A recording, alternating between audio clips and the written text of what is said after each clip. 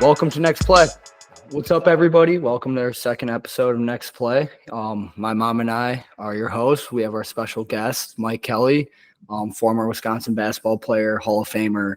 I know him too well. He's not going to brag about himself, so I'll kind of let my mom read off some of his accolades. Yeah. All right, I'll take over. That's true. I know, Mike, you're super uncomfortable. Just let me run through this, please. Okay. Really quickly. Well, it won't be quick, guys, because it's long. He's a three-time academic All-Big Ten selection in 1999, 2000, and 2001. A Big Ten Defensive Player of the Year in 1999. School record, 275 career steals, and it still stands. Probably my favorite. And is fourth most in the Big Ten overall. 4 to 3 assists. Am I saying that right? 4 to 3? Yeah, 4 to 3. Yeah. 4 to 3. For reference for people, 2 to 1 is very impressive. So okay, good interjection. Yeah, appreciate it. Yeah. So, I think it's 4.321. I think is what it is. Yeah. Oh, okay. Yeah. You're like, I think, but the fact that you gave 0.31 feels like you know. Feels like if we're gonna do this. Let's. Humble hat out the door. Okay. To turnover ratio in 1999 stands as UW's top single season mark. Posted Big Ten single game record with 10 steals and a win over Texas in 1999. He helped lead the team to the 2000 Final Four. I was there. It was incredible. NCAA tournament all-region team in 2000. Recorded 19 steals in 2000 NCAA tournament, which is tied for second most of all time. Finished career second in UW history with 116 career starts. Wooden Award finalist in 2001. That's super cool. Love that. Big Ten Medal of Honor winner in 2001. College basketball TV analyst for ESPN and the Big Ten Network, which me and my sisters would tease him about having to do. That was super fun. He's got 4 sisters and definitely was teased about that piece. You know? Yeah. Again, a little more for the non-basketball guys. The Wooden Award is basically like the best point guard in college basketball. So just a little more detail there. But I think so. Yeah, no. Absolutely. Yeah, but just to give our listeners a little bit more background, kind of like when you first started playing and everything, like was there a moment like when you realized you were kind of starting to get serious about hoops and thought maybe like, all right, I'm going to play in college? Well, great question. And first off, thank you guys both for letting me be here. This is a really special thing. I listened to your first podcast. You guys are naturals, and I really look forward to future. This might be the hardest one for me to listen to. I might not listen to the one that I'm on, but I'll listen to all. As far as my basketball journey, if you want to call it that, not to be dramatic, but I guess started when I was very young. My dad had a ball in my hand. My first word was ball. And so just like a lot of young, boys and girls just kind of grew up around the game, was like naturally gravitated towards basketball because my dad played it and coached it. And so that was kind of his love. And I think as a kid, you pick up on that. And so I played a lot of sports when I was younger. Basketball was the one that kind of stuck. Probably wasn't sure that even playing in college was going to be a realistic thing for me until like maybe freshman, sophomore year of high school. And at that point, you dream about it, but you don't know what level you're going to land at. You're just trying to get better. You're trying to make friends. You're trying to, win, for your high school or for your AAU team. So just really focused on getting better. And, I had the dream of playing D1 basketball. And, with each passing year, it gets a little more realistic and schools come calling, that sort of thing. So that's kind of how it came together for me. Yeah, if you don't mind me asking. Yeah, he did win state, but won state. Yeah. As far as you mentioned schools reaching out, was that more like your junior year? It was. Yep. Back then, recruiting was a lot different than it is now. So we're talking at least 25 years or more, 30 years ago, probably when I was in my 15 and 16 and starting to get recruited. So back then, you would go to like school camps. That was a big deal.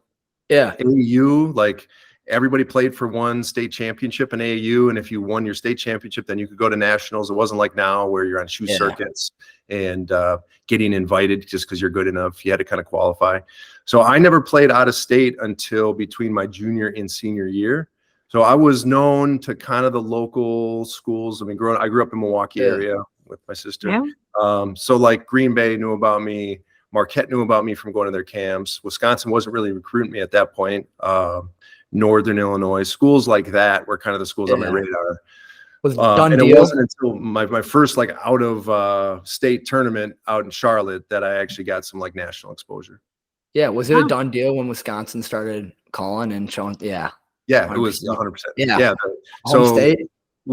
I played like for 3 days in Charlotte, and our team did well, and the coaches were there, and we knew they were watching. And the head coach had told my AAU coach, like, tell Mike to go back to this hotel room, and Coach Bennett, who was the coach of Wisconsin, wants to call him. So I was back waiting. My friends were around, and when he called me on like the hotel phone, this was before cell phones. At the hotel phone, I'm like sitting there. And he's like, hey, we want to offer you a scholarship. But if you're not sure about coming to Wisconsin, like we're going to, like our other two assistants are going to go to New York and they're recruiting this other kid. But if you want to like accept it, or if you think you want to come here, and I was like, I accept. And he goes, yeah. And he's like, well, wait a second. Like you really should talk to your parents. And I was like, I mean, okay, but I'm going to accept anyway. So like, just please don't go off for another kid. So like, yeah, it was like the shortest recruitment of all time. That's awesome. I knew Dick Bennett. I obviously watched you play, and he was old school, in my mind, and definitely had expectations. The 5 pillars was, I thought very disciplined, and you knew what you were going to get, from him, because the mental aspect of the game has changed so much from when you played. How did it show up, with, with the coach or with that team? How was it talked about, I guess, the mental side of the game with him? Yeah. Great question. And you're right. Like Coach Bennett led with his 5 pillars, and they were humility, unity, passion, servanthood, and thankfulness. I still know them today. I could tell you all about them, but you probably don't want me to go into it. But they were more than just words to us. Like he recruited with them. He talked to us on our official visits about them. Every season kicked off with him going over those pillars. He was a strong man of his own faith, but he would tell you that those pillars could be agnostic. You didn't have to believe in any one faith to believe in being humble, believe in being unified and having servanthood, being a servant leader, being thankful. Thankful was kind of my favorite one of all, because it was about being thankful for your failures, which he talked about being a struggle for him. And a struggle, I think, for anybody that plays sports. Like when you fail, that's the hardest time, but it's also the greatest time for growth. So you knew what you were getting. That meant a lot. There was signage in our locker room. He was very, consistent with his message and what was important to him. And so I think that always just kind of set the table. I've told this story to a lot of kids when I speak, that as a player in his system, I knew what those pillars were, and he talked about them a lot. And I knew they were important, but I always thought in the back of my head, like, that's great, but I really wish I was 3 inches taller, or I really wish I was faster, or could shoot better. Like, I mean, always laughing because he knows probably like your age. Like I was always like, yeah, I know those are important, but come on, like, I need this, like, more tangible thing. And so I say that because even going through the process, like I heard it, I understood it, but I don't know that I fully believed it until you get done playing. You have your own kids, you start coaching yourself. And I look back to people I played with. I look back to the ones that were successful. I look back to the ones that maybe didn't reach their potential. I see it in kids that I coach today. Those 5 pillars, or the mental aspect, which I know you guys are touching on, is so often the differentiator between successful careers, successful seasons, and ones that come up short or don't really get fulfilled. So I wish I would have taken it even more seriously at the time, because it really does separate athletes. At a certain point, everybody's pretty good. So what's going to differentiate you is kind of the mental aspect of the game. Yeah. A kind of a little question about that, not to give you a hard time, but obviously as we list off the accolades, not setting the scoring record. So no. Owen's always gonna go there. Got me down a little. I agree. Start off hot. So we gotta but like, as I played too, most coaches kind of preach that like defense was more of an effort, like mentality thing. Obviously, once you get to like the higher level, there's some rotation stuff, skill-based stuff that you need to do. But yeah, I feel like people kind of like coaches heavily preach like it's a mentality on the defensive end. And I was kind of wondering, like, do you agree with that? Do you think it's like, mostly mentality? And if you do, like, where did you kind of get your killer mentality? Obviously, all these records on the defensive end. Yeah, thanks. I would say it's more mental than I realized probably at the time. I mean, certainly, I'm 6'3", I've got long arms. So for a point guard, I had some physical attributes that helped. But I wasn't the fastest player out there, like ever, couldn't jump the highest of the rest of the guys. So you have to, a lot of people talk about with defense being mentally locked in. Certainly that's something I think you can control, your effort on defense, your kind of care factor. It can be hard because in the paper or on Twitter, they talk about points. Yeah. It's very hard to say like, oh, so-and-so was like always in position, or he prevented a drive by being in the gap. Like no one writes about that. So you have to like be willing to do it. And then the other side mentally is being able to read people, watching their eyes, watching their body, learning what their tendencies are. So that mental component is probably even bigger than being locked in. I think a lot of guys can get locked in, can care. But if you don't even, like, you can care really hard, but if you don't know what you're looking for, it's going to be a lot of wasted energy. So you don't think, because I don't think you were a trash talker, Mike. Is that true? Yeah. So like, I was, but you were. Yeah. You were. Everybody's got their own style. Yeah. Good. You played the best when you started talking. I was like, here he goes. But how was there a moment with when you were one-on-one with the guy that you knew you were in his head mentally? Mm-hmm. You did. Yeah. I mean, not always, but there's certainly memorable moments where you felt someone just stopped, like you kind of broke them a little bit. But I was never confident enough that I could trash talk, and like I felt like that was more likely to engage the other person to make it a one-on-one battle. And my approach was always to make them think I'm just having a bad day, like I'm just off right now, like it's not what I'm doing, it's just the ball's not going in. So that was pretty much like how I try to do it, and then game would be done and I'd be like, tough one, and just go out again the next time. That's even meaner now that I hear it back. Actually. Can't say I had the same approach. I usually let them hear about it the entire game, but it's a different culture now too, though. I think nowadays it's harder for kids to not talk. Like everybody's talking trash, and there's a certain like alpha male, especially on the boys side. I mean, I coach girls, and I don't see it as much, but on the boys side, I go to these AU games, and I'm like, man, it's hard to just play. It's a little too much now, though. It's a little too much. Yeah, but I don't know if we mentioned. Obviously, we kind of talked about he had the second most games played in history. So yeah, he started as a freshman, I believe.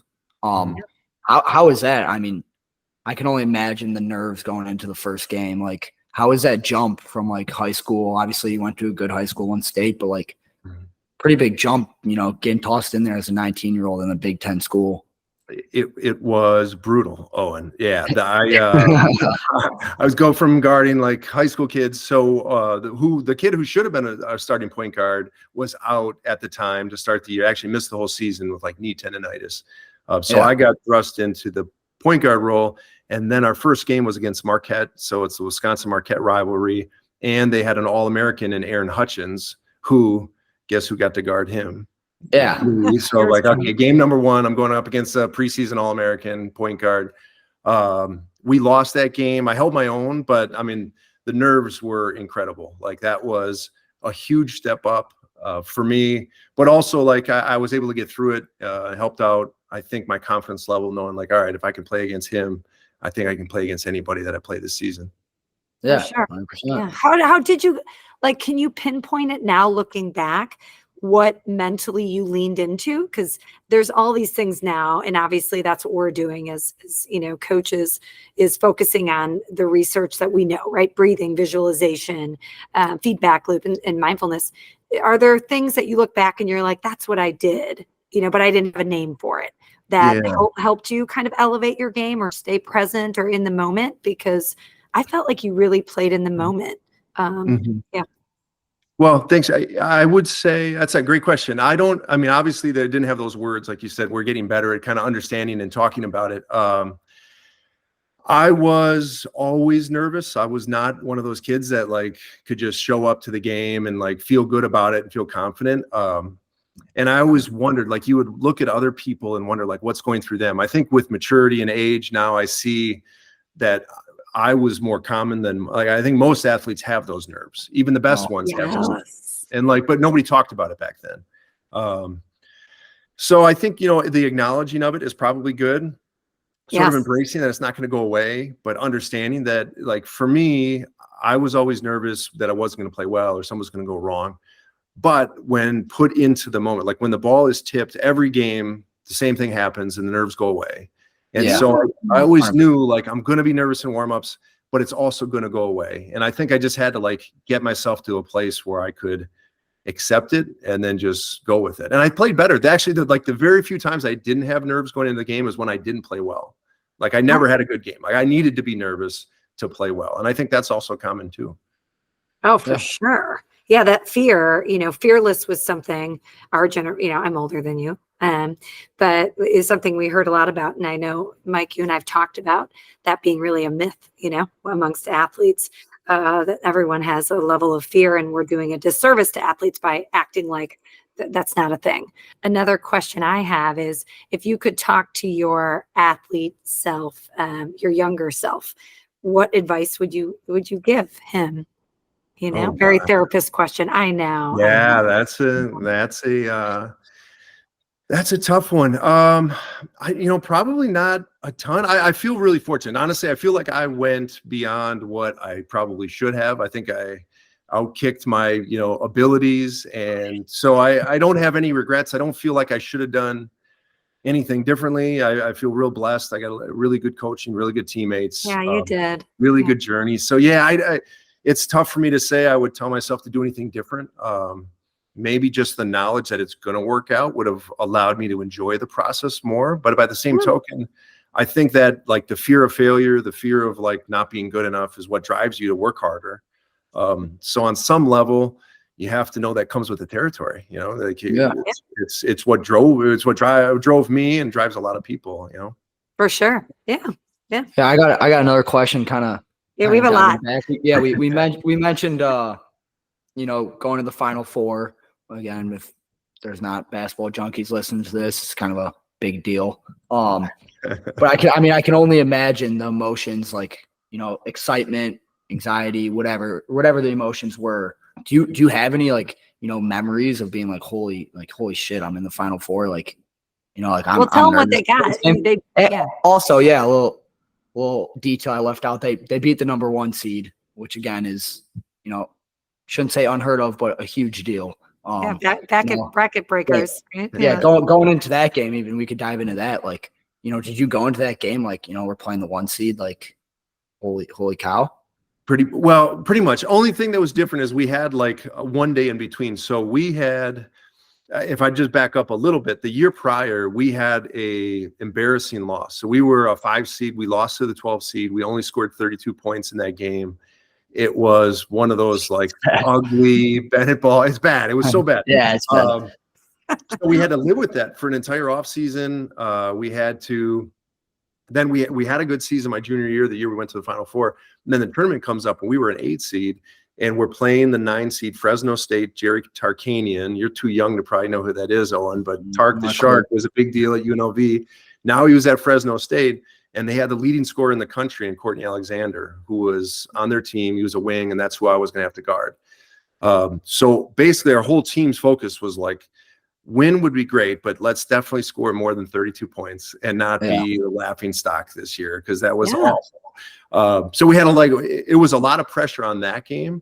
And we came out, we played really well, beat Fresno State. And I think everybody just felt like, all right, the pressure's off. The monkey's off our back. We're not going to talk about last year anymore. And so you get one day in between, and then you have to play Arizona, the 1 seed. And they had Gilbert Arenas. You're not too young. You know who Gilbert Arenas is, right? Yeah. 0. They had Luke Walton, who would go on to play in the NBA, coach the Lakers. They had Richard Jefferson, played a long time in the NBA. they had another McDonald's All-American point guard. I can't remember who he was. So they had all these guys, and at that point, everybody expected them to win. Yeah. And we were playing with this underdog mentality of like, well, let's go out and you're going to always give your best when you're playing All-American, McDonald's All-Americans. Like, Yeah. you're going to give your best. It's like, all right, let's not get embarrassed and let's see how this goes. And as that game progressed, we were, ahead and just kind of get down to the end. I still remember Gilbert Arenas, like at a free throw for their team with like 8 minutes to go, was like, come on, guys, this is Wisconsin. And he said it with like such disgust, like, how could we lose to Wisconsin? Like, we're better than this. And I was like, well, maybe not today, Not today. So that was a fun game. The next two to get to the Final Four were great, fun games. But then the Final Four itself, Owen, we had 25,000 people at practice. Yeah, I mean, that has to be nerve-wracking. That was wild. Yeah, I was nervous to like shoot in practice. I was like, yeah, I'll just pass the ball. Let someone else. We were in a football stadium in Indianapolis. Like, I don't want to do this. Similar feeling though, where it's like you kind of feel those nerves before, and then once you're on the court and the ball's tipped, it's kind of like, all right, like, let's go. Absolutely, 100%. Yeah. Except it was so big. It really felt like you were on a stage in a way that I've never felt, like an elevated floor, this huge, vast football dome. For the game, there was over, I think, 40,000 people at the game. That you couldn't help but know you were playing in a setting unlike anything you've ever been a part of. So that kind of stuck with you the whole game. Oh, that's crazy. When you came back, the story when you flew home and came into Camp Randall and it was filled, when was that? What part of the journey was that? That was after we beat Purdue to get to the Final Four. Yeah. Yeah, we got on the plane and we flew back. And we were told there was going to be like a gathering at Camp Randall, but we didn't know how big it was going to be. And the plane like purposely went like circled over Camp Randall. And then we could see like one whole side of the bleachers just filled up. And we were like, get this plane on the ground. We need to get to Camp Randall immediately right now. And they let us all speak. And every one of us guys that spoke said something to the effect of, we want to see everybody partying on State Street tonight. Like, we were trying to incite a riot. It was like best we could. I don't know if we were successful, but we did our best. So you mentioned, and actually your name says Shay Kelley on the thing because you're using her computer, your daughter, who's an absolute beast on the court, and you have 4 kids, all amazing athletes. Wondering what you've taken or how you bring, the mental side of the game as a coach and, to not only your kids, but to the players that you coach today. Well, I try to do my best to kind of incorporate, and I was blessed to have you as a sister and all my sisters that have sort of that therapy background and sense about them, and our mom, obviously, with her background. So it's one of those things where I feel like I grew up around it. The world is leaning into that side of things, the sports and the mental aspect. So I'm always aware. Kate, I know, I think I turned you on to Trevor Reagan, and then you ended up having him come, which was a great deal. He'd be a great podcast if you can get him. He kind of blew up. So I don't know, but he talked a lot about how to sort of acknowledge that, being fearless really isn't a thing. Everybody has the fear, but you learn how to like dance with it. So a lot of those things I tried to take and adapt. It's different when you have your kid too. So, kind of seeing your player and your child at the same time. And I also, in fact, this is one question I had for you guys, because the other thing I have learned is like overdoing some of the mental side of things. There's a chance there's a time to just, all right, we need to stop talking about it and just like breathing more life in it. We got to just play. And so Shay, my daughter, would even tell you in her senior year, we had this like pregame ritual. She would come up to me and say, Dad, I'm nervous. And I would say, I know. And then she would smile and laugh and go out and play and like play her game, but it was like, all right, we're just going to say it. And I'm not going to say like, oh, you shouldn't be nervous, or it's okay that you're nervous, or this or that. I would just say, she would say it, I'd say, I know.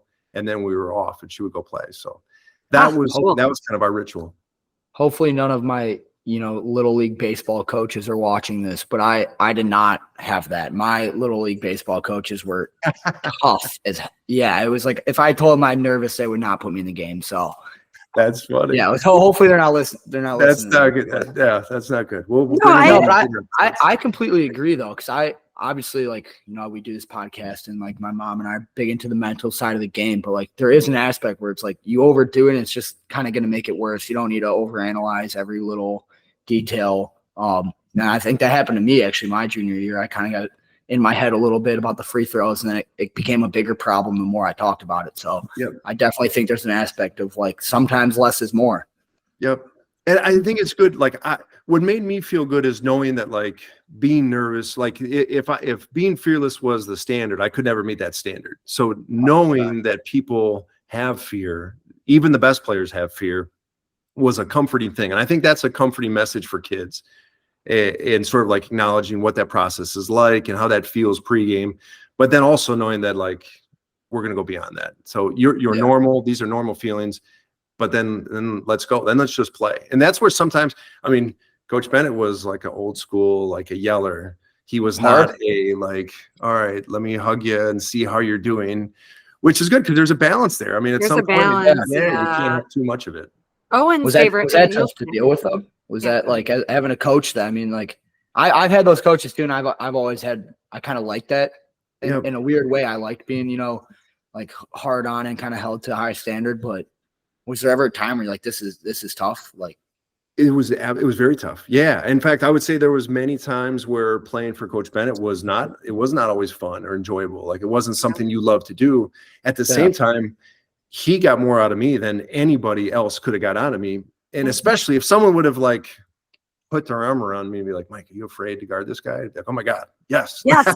Yeah. I want to do it. like some point having someone that'll be like forget it. Like I couldn't go talk about my emotions with him, which maybe is what I needed at that time from him. Yeah. But what I did have was a support network in my sisters and my mom, my dad, that was always there. That was like, okay, like everything's going to be fine here, but I don't need my coach to do that right now. I need my coach to just, go to the whip, as they say at the racetrack, like just get me going. That's what he did. And so it worked for me.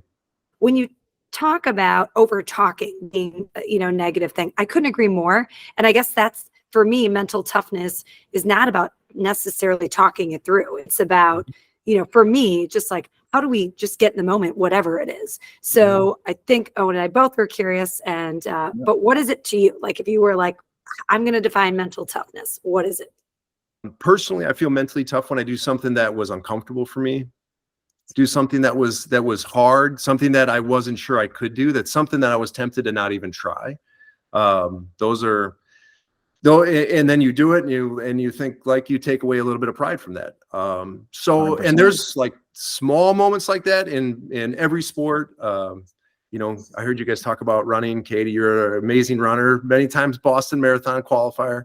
Thank you. And like everybody knows, the worst part of every run is like the first 10 minutes. But like what you have to do is be mentally tough enough to actually lace them up and just get going. And once you get past that, then you're good to go. But you do need that mental toughness to just start. And in other sports, there's other, variations of the same thing. But being willing to do the things that you're uncomfortable doing is probably the best thing I could think of. I think that might have been the same answer as mine. Oh, nice. Yeah, it's in the blood. It's the only answer. We're done with the podcast. That's the answer, everybody. Got it. Do you want to ask the last question? Yeah, last question for the listeners, because I can hopefully steal from you is, are there any mantras that you use as like coaching or back when you played that, either got you going or kind of kept you in the moment, like we've talked about? Any that you shared with your team coaching? I didn't have any mantra when I played. I had a teammate, my best friend, Andy Kowski, who, when we got done with like this long conditioning, like run, it was like we're on a track. We had to like sprint and then run and then sprint and then run. And, he was like, were you thinking anything during that? I was just thinking I want it to be over. That was, and he was like, I was like, well, what were you thinking, Andy? And he was like, pain is temporary, pride is forever. Yeah. I mean, it's a classic. Yeah. Yeah. So we still like joke about it, but I mean, to him, like in the moment, that's what he used to get through it. Hey, whatever works. I will say, I believe there's a study. You guys should look this up because I could be making it up, but I'm pretty sure I read a study as it related to running, which is my current passion, that when you speak to yourself, you're supposed to be, don't say like, I got this. You should say like, you got this. like you're talking to yourself. It kind of removes it Oh. from like your personal feelings about everything, and like almost like a coach would be telling you got this. Oh. I'm pretty sure that's right, but cut it. If not, just cut it out. But at least that's what I think to myself now. So now my current mantra is like, you got this in those tough times. Well, you are running the Boston Marathon in 2025, and I'm going to try and get there. We're going to try and get there. But you giving this advice to everybody, I think it's honestly, you were amazing to watch. And to me, the blend of being humble and as talented as you were, I'm a fan. I'm a forever fan of you. You're my brother. I love you, and been a great example to my children and to really all athletes out there. So, thank you for being our first guest. And gonna be hard to top. This I one. know it is. Oh yeah, downhill from there. But I'm honored, guys. Katie, I love you. I love you. You guys are awesome. This is really fun. I can't wait to keep listening. Oh, thanks so much, Mike. And next episode, we will have another athlete to talk about the mental aspect of the game. Until then, please check us out on Instagram, Pure Sports Mindset. And if you're looking to elevate your game, check us out on our website as well, Pure Sports Mindset. One of our coaches can help you implement some of the cool things that Mike Kelley, Hall of Famer, just told you about. Thanks, everybody. And have a great night. Thanks, Mike. Thank you.